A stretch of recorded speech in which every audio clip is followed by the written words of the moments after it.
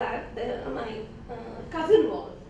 That is you, I don't know. That is Shanti Mosi's daughter. Like that, and the group photos and this and that, and then I kept speaking whatever, the family had forgotten. Oh, this fan you put in my room, the fan from the drawing room, like that. So ultimately, Bhabhi got convinced, and the townsfolk said, if Satani says yes, then it has to be true. And from there on, of course, Bhabhi says that I used to keep saying something new till the age of 9 years. Okay, I mean, there's so much more, I can't speak so much, but research has been going on me at the highest level in USA. Dr. Ian Stevenson was the authority on this. He has taken up my case. He came and he met me also. He was further doing an interesting research that we come back with some science. That is where what the impressions that we take, the body is destroyed. But we come back with those signs. He had lots of cases that he showed me, some pictures and all, and some drawings, where he got people from Burma. They were tortured by the bandits. One boy was tortured in 7 ways. He had all 7 marks on his body. The ropes, the tied up ropes, those marks and all that. So that's amazing. And he had proofs for those. Then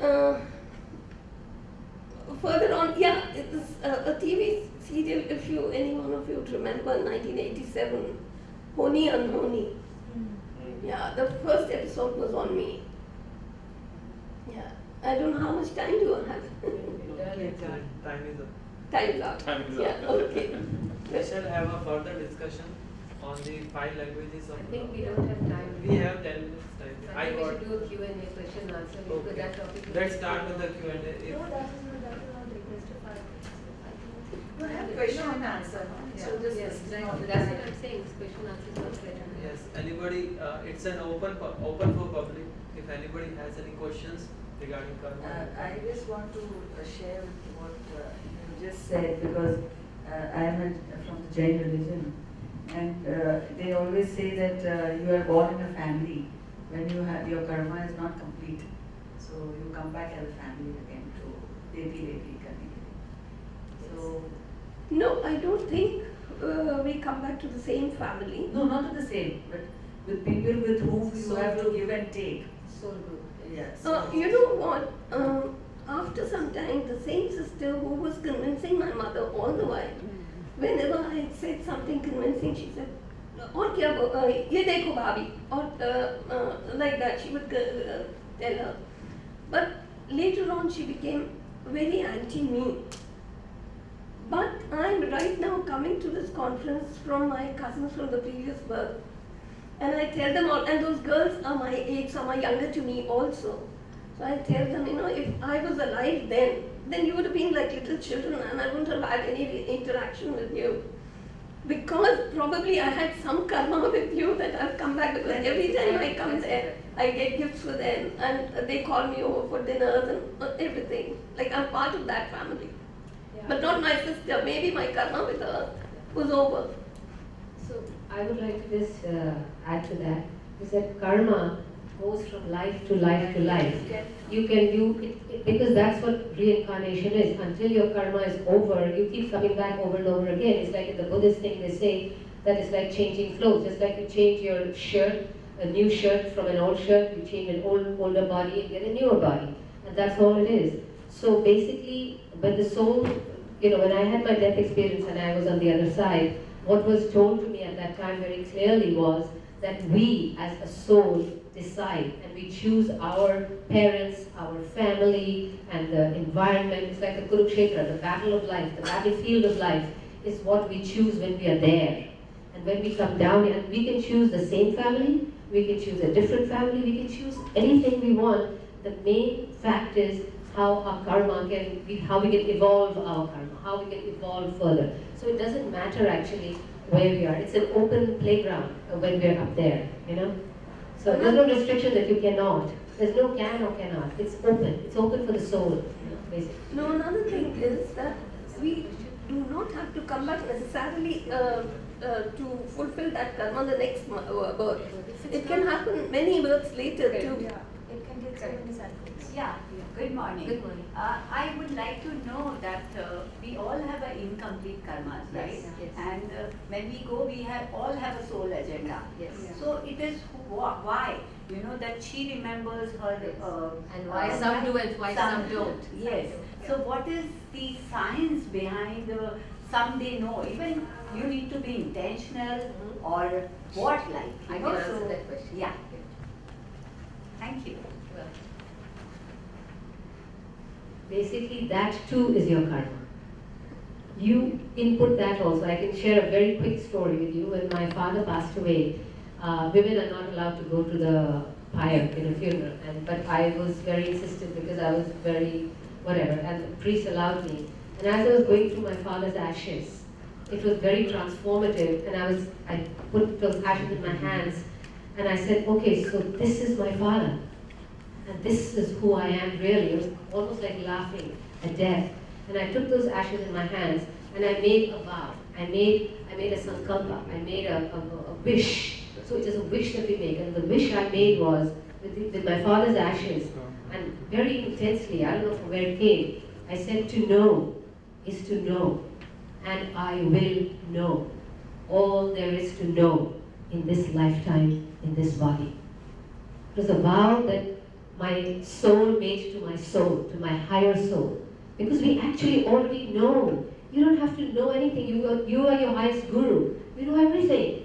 You see? You just have to go in and find it. So basically it was that vow, I feel, that caused my death accident, where I died and went on the other side to fulfill that vow. So the answer to your question is, if you wish it, if you will it, you will experience it. It's up to you. I wanted to reconfirm it because same thing like you, I had been to my father's funeral. Ah, interesting. And, yes, and I said because he used to all his life he used to tell me that Sabhumi Gopalji.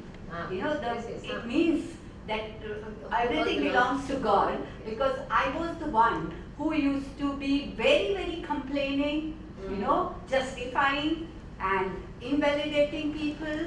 And my father was completely different. So, the day he died and when I wish I want to be like you. And believe me You have today, become like that. today I'm completely different. It's all in your hands. You have the power to Yes. change yourself, your destiny, every single moment. Yeah, You see, and it's that in the now, it's in the moment, transformation it's was, the sense transformation as if, everything is pouring like a blessing for me and I'm just going ahead on that Ask path. and you shall receive. Knock and the door shall open. But be careful what you ask because you might just get it. Yes, Be careful what you ask. yes. That is why, that's a willingness or you being intentional. Exactly. And I was very intentional because at that time when he was alive, and today every talk when I talk, I offer a gratitude to my parents Gratitude because that's is very where big. Yes. that's where who I am today. Wonderful. Thank you so much. Next question. There's a lady at the back in the green. Oh, I just wanted to say, wow, all of you have had some really remarkable and transformative stories. And for somebody that's been born and raised on the western part of the world, where these concepts are very, very foreign, and they're skeptical, and they're not even regarded, outside of the conscious community. And so, how do we? Utilizing some of these stories, obviously you can see them in books and even in the media and in publications and movies, because it's a story, but they're profound. And so my question then becomes for each of you who've had really transformative experiences, of the soul, and if, for this next generation, for our next generation, how do you, number one, how do you tie that back into this lifetime, our soul's journey? That's number one. And then, make it in a way where it's easy for those of us on the other end, on the other side of the world, how some of these transformational happenings can actually affect the current reality for somebody that is not exposed to this. For somebody that doesn't think that you're, you know, what we would say in Silicon Valley or in San Francisco, like the witch doctor or something like that. So I'm from San Francisco.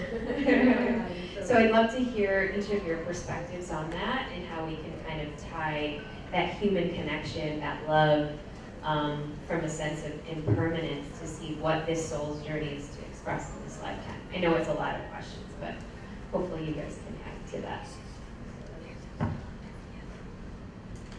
So, in a nutshell, my take on that is that the only thing you have to do is to go with it. Because all your answers, all the transformation, whatever you need and require, you cannot get from outside. You cannot get from talks, you cannot get from books, you cannot get from movies, you cannot get from anything, anywhere. You can just kind of dabble in it. But if you want the real stuff, that's inside of you. You need to spend some time with yourself. If you can just take out a few moments, 5 or 10 minutes in the morning every day and just go into stillness, just breathe, breathe. And that breathing, bring on an intention. This is what I want to know. This is what I want.